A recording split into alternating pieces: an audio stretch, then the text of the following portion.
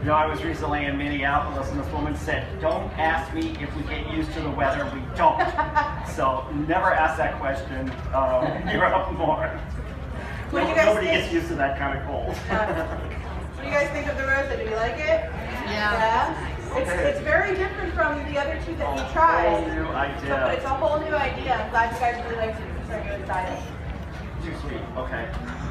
Everybody falls, I say, on a dry to sweet continuum. And yeah, so the idea is to find the wine that you enjoy most. So I have one rule about wine, and that is, and you've heard this many times. So my one rule for wine is if you like it, it's right. And if somebody is trying to tell you what you should be drinking, they're just rude.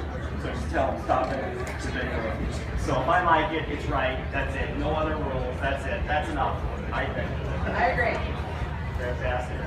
And tell us what in the Barefoot portfolio, what are your big sellers here in Southern Florida? Southern Florida is a little bit different than the rest of the country. So our biggest seller is our, which is really interesting, our number one seller is Pinot Grigio, and number two is Moscato. So we got Pinot Grigio, which is dry, and then Moscato, which is sweet. So I found it really interesting that we kind of cater to both of those customers, and those are the two best sellers for us too. And Merlot is our third.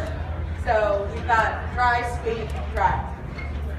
And you know, Pinot Grigio is a great success story. 10 years ago, California had almost no Pinot Grigio planted, right? That was not really known. It wasn't a varietal in California. And most of them came from Italy, right? Yeah, and now, in wine sales, Chardonnay is still number one. Chardonnay, this is nationwide, not Miami. So Chardonnay, then Cabernet, then Pinot Grigio. So the number 3 selling wine 10 years ago didn't even exist in California. This is a perfect example of how wine is always changing. And you know, you have the wine aficionados who think they know everything about wine. You can't. You can't know everything about wine because it's always changing. You can never stop learning about wine. And then the fourth varietal is red blends. So red blends are now number 4 in sales. And actually last year, 40% of all of the new wines were red blends. So if you think you're looking at a lot of red blends now, there's going to be a lot more out there. Yeah. And of course our red blends are going to be, tell us about the retail price. So the average retail price for Barefoot is usually around $7 to $8. If it's on an ad or a special, you'll get it for about $6. So I like to say it's the house wine of your house. Because I can't afford a $30 bottle of wine every night, but I sure can't afford one of these every once in a while. So, you know, it's something that you want to have. It's like your everyday wine. So it's really fun to be house wine for your house, and it's really fun to sell a value too.